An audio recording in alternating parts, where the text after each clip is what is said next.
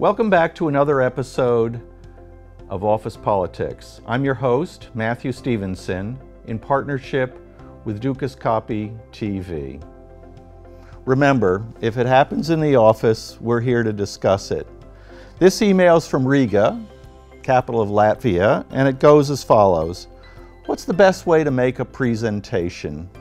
Well, I often think that nobody can make a presentation in the modern world without turning off the lights and turning on PowerPoint and showing a bunch of slides on a screen.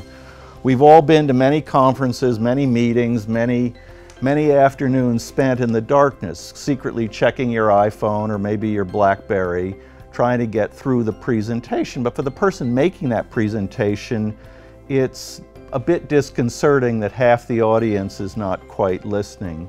The best way, I think, to make a presentation is to be sure of your audience.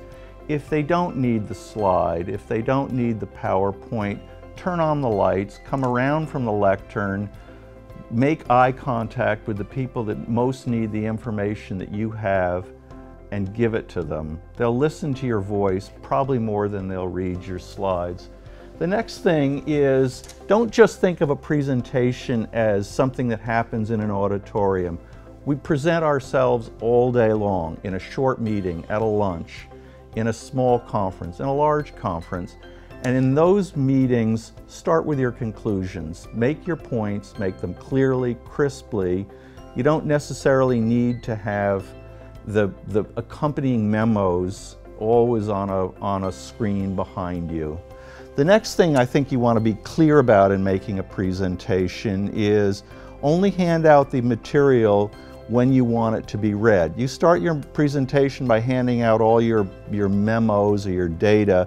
The people in the audience are going to read those while you're speaking, and the effect of your presentation, I feel, will be lost. The next thing is, be sure to be yourself. Don't try to be somebody else. If you're comfortable with a little humor in your presentation, add a little humor. If you prefer to be more serious, be serious. The point is, probably keep it short. The Gettysburg Address was something like 222 words. That was Abraham Lincoln's address at the halfway point of the American Civil War.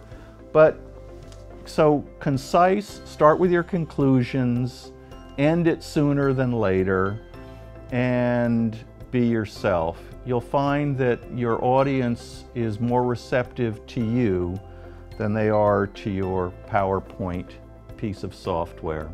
Well, that's all the time we have on this episode of Office Politics. I'm your host, Matthew Stevenson, in partnership with Dukascopy TV. Remember, if it happens in the office, we're here to discuss it.